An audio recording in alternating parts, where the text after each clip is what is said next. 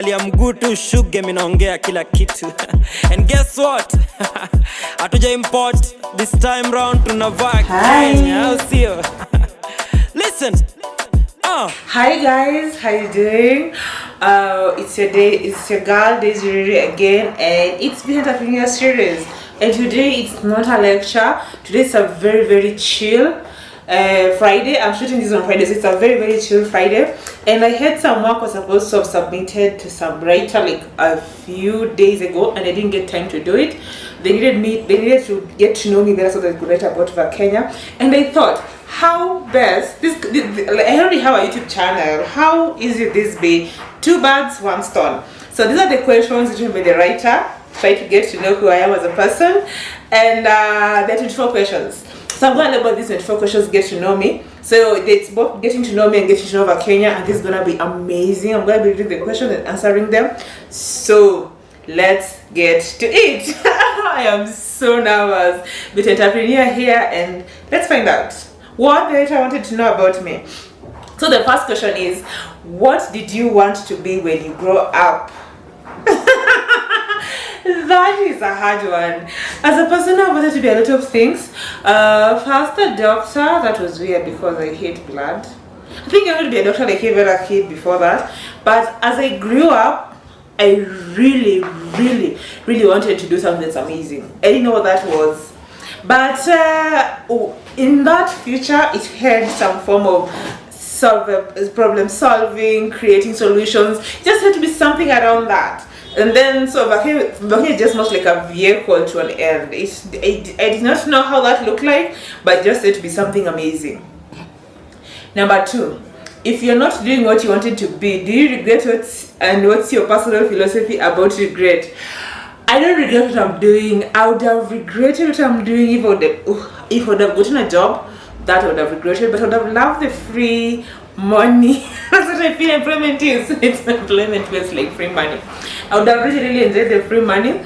And what does regret look like for me? I don't know what regret looks like for me, because I believe in living a day at a time and making choices that are beautiful or terrible. I don't know if I know regret really. I do not think I know regret, especially in things that I have control over.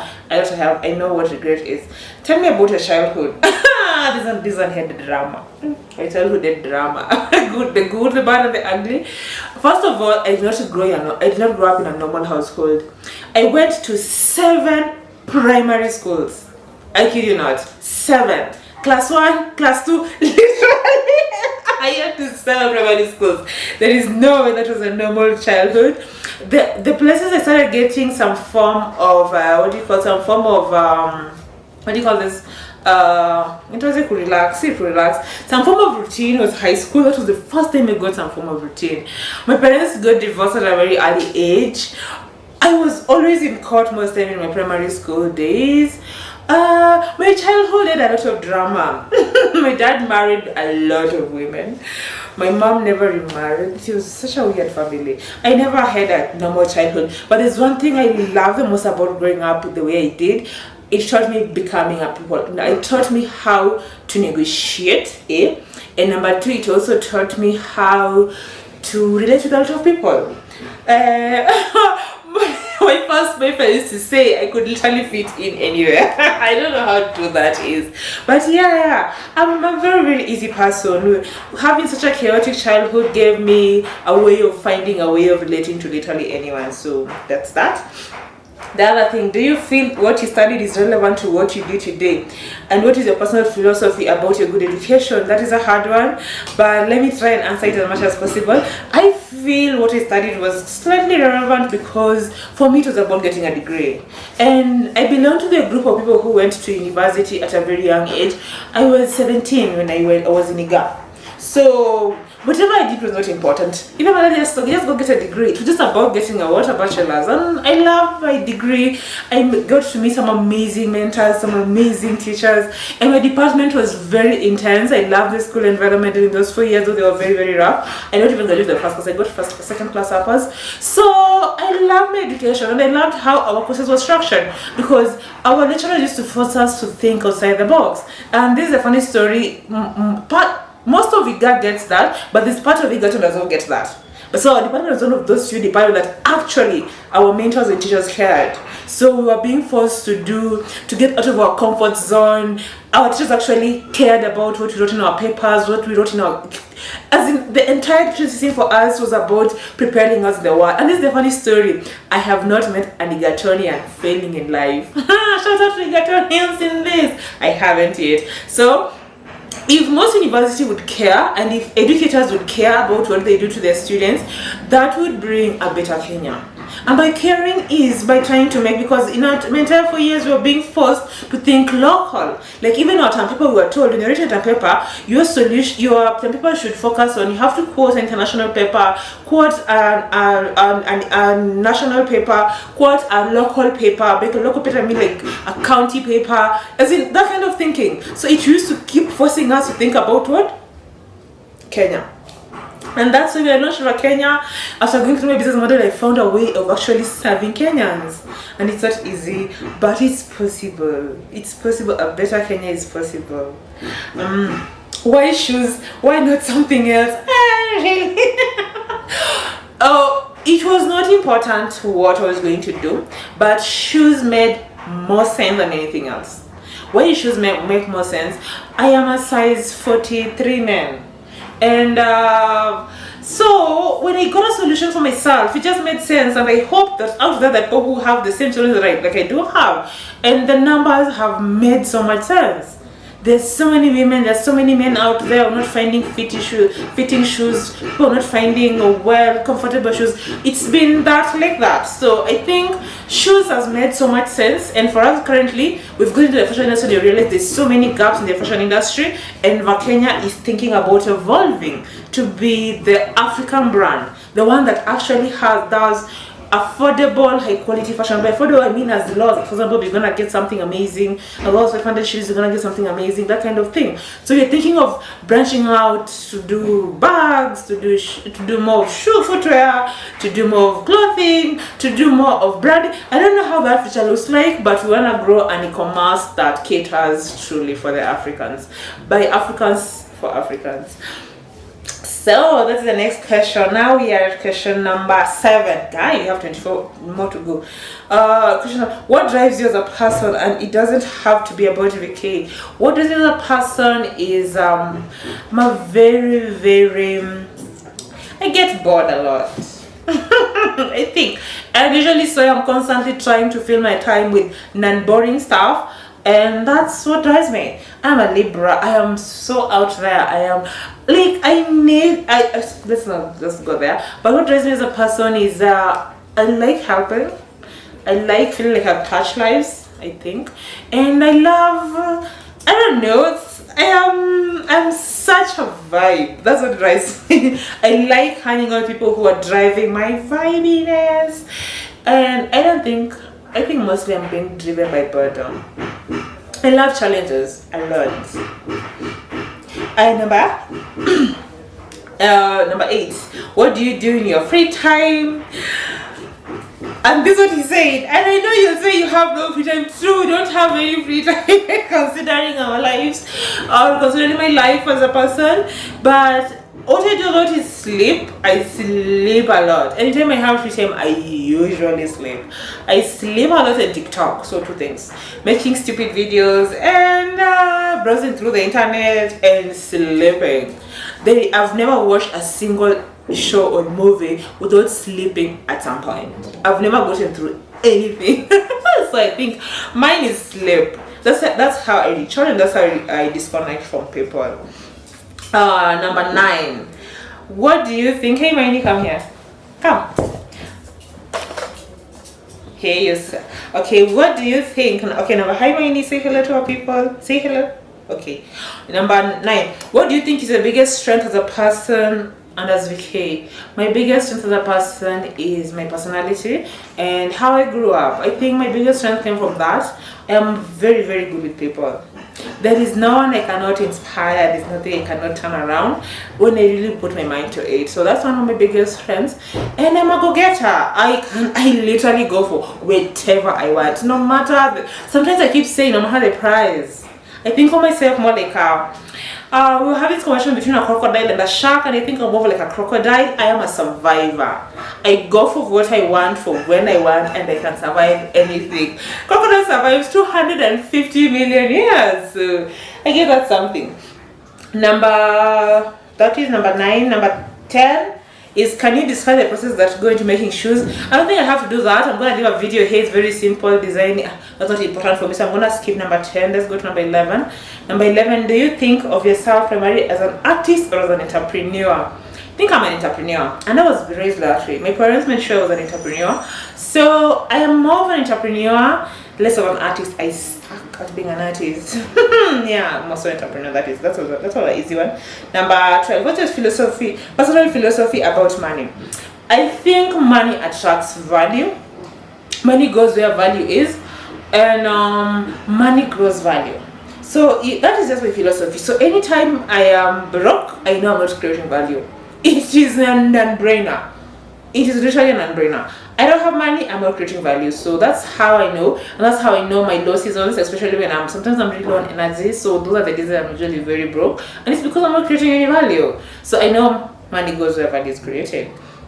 Does the stage of your spirit affect your business, and how so? Yes. I've been trying to get a way around it, but I haven't found a way of hacking it. When I am in a mood, it's just like, usually I just try to cut ties and stay away from people when I'm in a mood, but sometimes I have to show up. Usually I always try to balance my moods, but really it really does affect the leadership, and that's why I can never be a CEO. I'm gonna be a crazy one. I react more than respond. I'm very reactive in my responses. So I think I can think of myself like a hyper, but let me not talk about how I am as a person. Let's move on. Number 14. How do you keep yourself focused? Coffee. Without coffee.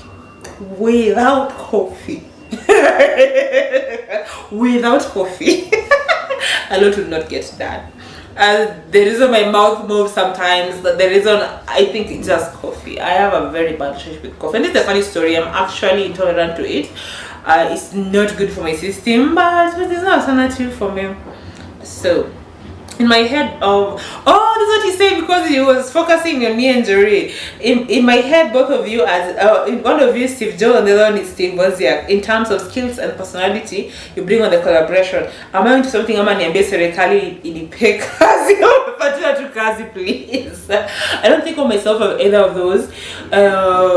Jerry is more Steve Jobs because she can make the hard decisions. Me, I don't. I avoid the hard decisions. So I don't always think of myself just as me. And none of that. And I'm not Steve Wozniak. Steve Wozniak was an artist. I am far from that. So I don't think you're onto something there. But how did you guys meet? We met on Facebook. That was amazing. And then we became friends. Then we did a writing challenge, and then we met in Nairobi. I'm going to start a business. It was a series of meet me in bits. It took over a year for us to find out VaaKenya. So that was that. What philosophy have you developed about collaboration in the course of working together? Oh, this is how philosophy. It is amazing. Me and Jerry, this is how you work. This is amazing. You know, it's irrelevant in this. This one is for Eric. So this is amazing. We realized we should never work together at all. Not in the same pace.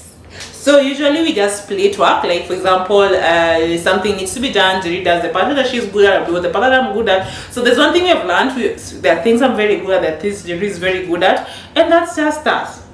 We working together is usually chaotic. We always end up wanting to kill each other because we are all very strong-willed and opinionated, so we don't work together for that. What is your vision for VK? I want it to be the brand for Africa, a leading brand for Africans, a brand that is focused on African solutions with Africans in mind by Africans. That's what I see VaaKenya going over there, and I'm curious to see what that looks like because I don't have the whole picture yet, but we keep building as we go. Is work-life balance something you have mastered, Amma? For now, it's a dream. That is a dream. That's a dream. I think we work way too hard. Like sometimes we work through the evening. Sometimes I don't think we have a work-life balance because if I had life, you'd see them on Twitter or you would see them on TikTok. the only breaks we get are so small, and I always dream about a time where I actually would have what? I'll have a real break. Number 20, how hard or easy it is to get a startup off the ground.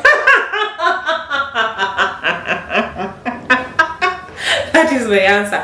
It's near impossible. The hoops, the jumps. First of all, for us, we are in a very tricky industry. Our industry has no labor, has very few skilled laborers. It has our backing supply chain is messed up. Getting things out is sometimes a hassle. It is a whole show. Okay, so that is a whole thing. We have a lot of work to do before VaaKenya becomes something. We have a long way to go, and you've never even made profits. That is just another story. Your goal is building an empire. Feel free to tell me more. Yeah, we have to build an empire. I don't see myself as not creating value for Africans. I don't see myself in any other way other than being the kind of business that is just my you remember when I said about a brand by Africans for Africans with Africans in mind? That is 100% my goal. What is the next question? 22. What is your story you want people to have in mind when they think of VaaKenya? I want them to think of it as a brand lovingly made for them. With love. From our hearts to yours, from our hearts to your feet, from our hearts to your closet. Just know, VaaKenya has been built with love and dignity for you. Nothing else. My love for Africa, my love for Kenyans, my love for Africans, my love for this beautiful tropical side of it's what drives it. I just want you to think about love, lovingly made. 20. What are the challenges you face in the course of doing this, and how do you manage? 1,000,001 challenges, and we're always trying to fix it. Now we have the training to fix our skills thingy, the trying to get MOUs with people. It's a whole thing. I can't unpack that here today. That's a whole thing. I think if for that I just have to do a whole video for this. Feel free to add some information. No, I am done, Eric. I don't have any more useful information, and I think this was fun. Bye.